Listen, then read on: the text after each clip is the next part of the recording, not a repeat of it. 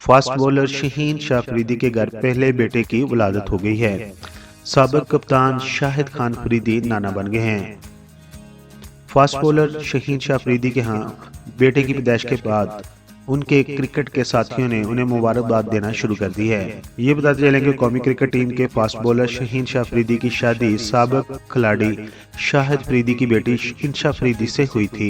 शहीन शाह अफरीदी की मंगनी मार्च 2022 में साबिक क्रिकेटर शाहिद अफरीदी की साहबजादी इंशा अफरीदी से हुई थी।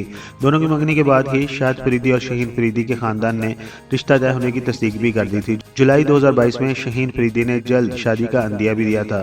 ताहम उनका कहना था कि उनकी मंगेतर तालीम मुकम्मल कर रही है, जबकि उन्होंने फिलहाल क्रिकेट पर तवज्जो दी हुई है।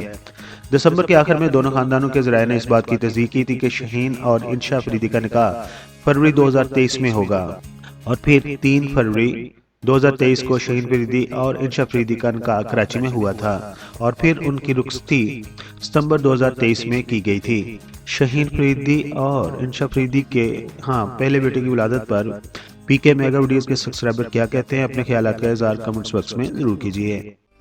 Thanks for watching. वीडियो को लाइक और चैनल को सब्सक्राइब कर देना शुक्रिया।